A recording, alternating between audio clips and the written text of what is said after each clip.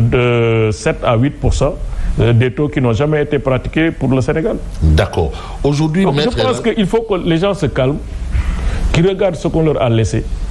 Ce livre-là est un bon tableau de bord pour leur permettre de comprendre ce qui a été fait, comment nous l'avons fait, ce qui est là et qu'est-ce qui a été programmé pour les années à venir. Non, c'est important. S'ils ont été élus, c'est parce qu'ils ont proposé quelque chose de Est-ce que vous pouvez me dire ce qu'ils ont proposé? Non, une phrase sur ce qu'ils ont proposé au Sénégal. Non, mais vous êtes journaliste.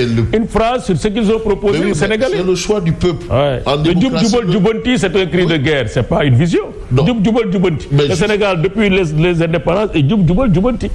C'est nos valeurs que nous partageons nous tous. Mais qu'est-ce qu'ils proposent comme rêve, comme vision pour le Sénégal de demain? Ça, c'est important. Mettre de l'ordre. Alors, et dans cet ordre, aujourd'hui, vous attendez à voir Ousmane Sonko à l'Assemblée nationale? Moi, je ne m'attends pas à le voir. Le 11 ou le 13? Je ne m'attends pas à le voir. Non, on parle de 11 et lui, il dit c'est le 13. Il ne veut pas venir. Mais pourquoi? Je sais qu'il ne veut pas venir. Mais non, mais il ne refuse pas de venir. Il ne veut pas venir. Et ne pas venir, c'est ne pas respecter d'abord le président de la République, ne pas respecter sa propre signature. Parce que le décret qui ouvre la session extraordinaire est un décret qui est signé par le président de la République, contresigné par Ousmane Sonko lui-même. L'Assemblée nationale est maître de son agenda. Ça, il faut le comprendre comme ça. Mais on parle de timing de 8 jours. Mais de timing de 8 jours, tu sais, il y a un quiproquo intentionnellement entretenu pour faire dans la confusion, comme ils ont l'habitude de faire dans la manipulation, etc. Le délai de 8 jours, c'est un délai qui est imparti à l'Assemblée nationale pour lui permettre, et c'est un délai maximum, c'est-à-dire au moins 8 jours, pour lui permettre de se préparer. L'Assemblée nationale est prête. Non, mais c'est porté par les députés. Hein?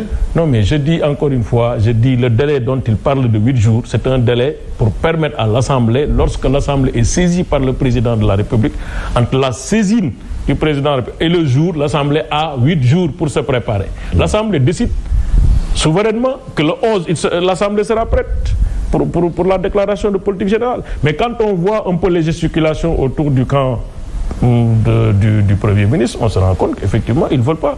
Il ne veut pas venir. Donc, si on agit... Moi, je serais surpris que le 11, qu'il se présente à l'Assemblée nationale. Non, mais qu'est-ce qui va... Parce que c'est quelqu'un qui nous a habitués à fuir ses responsabilités. Il a été convoqué dans un dossier Adji Sarr. Mais qu'est-ce qui s'est passé? Il n'est pas allé au tribunal. Le tribunal l'a convoqué, il n'est pas parti. Moi, je n'ai pas vu, encore une fois, une seule occasion où il a eu à être convoqué par des instances régulièrement du pays. Les instances du pays, il a allé répondre. Il n'est jamais allé répondre. Et à votre avis, ça renvoie à quoi? Ça renvoie à une irresponsabilité. Alors, aujourd'hui, quand même, on parle de dissolution de l'Assemblée. Ça sous-entend clairement que cette législature s'est terminée à partir du 12. Déjà, à vous entendre, on sent qu'il n'y aura pas de DPG signé Ousmane Sonko. Je serais surpris de voir une DPG signée Ousmane Sonko. Il n'y aura pas de DPG. Mais non, mais en fait, il ne refuse pas. Mais pour lui, la DPG, c'est le 13. Je vous dis encore une fois, tout ça, c'est des artifices. C'est un peu des démarches voilà, pour retarder la mise en œuvre d'une responsabilité. Il ne veut pas venir, il n'a qu'à dire je ne veux pas venir, j'attends une haute Assemblée nationale. C'est son droit peut-être le plus absolu et le peuple sénégalais en tirera les conséquences. Et est-ce qu'il y aurait des conséquences justement dans ça? Ah, normalement. Par rapport au fonctionnement quelqu'un qui fuit ses responsabilités, qui n'accepte pas d'assumer. Mais quelles conséquences? Mais les conséquences d'abord dans le quotidien du pays, à tout point de vue, quelles conséquences? Mais ça devait être l'occasion justement de venir à l'Assemblée nationale devant le peuple sénégalais, discuter, échanger sur son projet. Il y a un projet de gouvernance. Mais si cette Assemblée ne répond plus aux aspirations du peuple, comme ils le disent, mais eux aussi, ils tiennent quelque chose. Il faut qu'ils respectent les Sénégalais quand même. Les Sénégalais ont voté. C'est-à-dire la dernière consultation populaire quand même. Mais la dernière consultation populaire, ce n'est pas une consultation pour l'Assemblée nationale. On élisait un président de la République. L'Assemblée nationale est élue pour un mandat de 5 ans. C'est en 2022 que l'Assemblée nationale a été élue. Il faut que les gens arrêtent la manipulation et les confusions.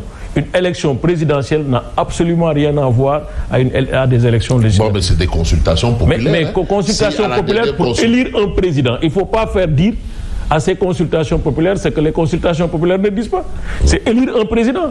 Sinon, ce n'était pas dissoudre l'Assemblée nationale.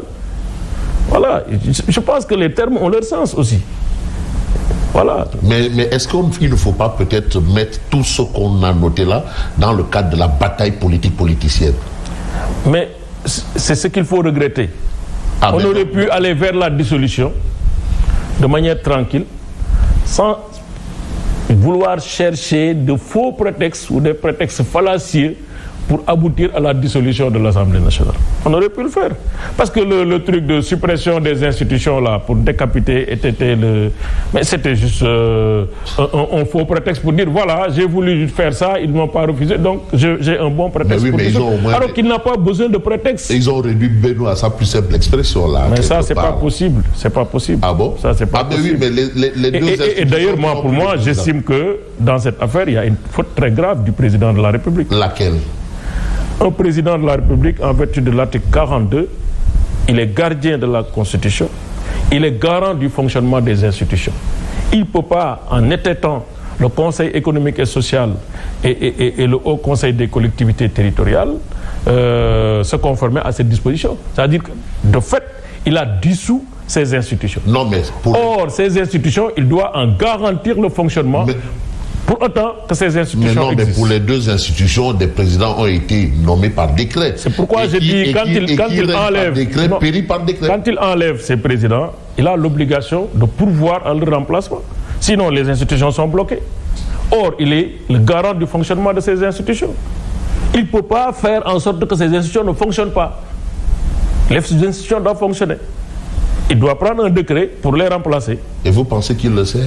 Mais il doit le savoir, sinon il n'est pas le président de la République. Il doit dormir, se réveiller avec la Constitution. C'est ça aussi une responsabilité. Alors aujourd'hui quand même on annonce la dissolution de l'Assemblée et probablement on devra s'acheminer vers une autre élection législative parce que dissoudre et ensuite on annonce une date. Certains parlent même de 17 novembre. Est-ce que les choses, dans ce cas de figure, s'inscrivent dans les règles de l'art, à votre avis? Vous savez, le premier principe directeur d'une bonne gouvernance, c'est la transparence. Une autorité, un gouvernant, il doit être transparent. Je sais qu'ils ont consulté le Conseil constitutionnel. Ils gardent l'avis comme ça. Non, il faut être transparent, publier l'avis, tout le monde saura que c'est le Conseil constitutionnel. Non, mais le gardien de la Constitution a toujours le dernier mot. Mais c'est le président, il a le dernier mot. Je dis encore une fois, ce n'est pas un problème de dernier mot, c'est un problème de transparence et de respect du peuple sénégalais, qui a droit à la vérité, qui a droit à l'information. C'est pas pour rien que... voilà, donc on est dans un pays où l'information, surtout publique, la vérité publique doit être partagée. Donc...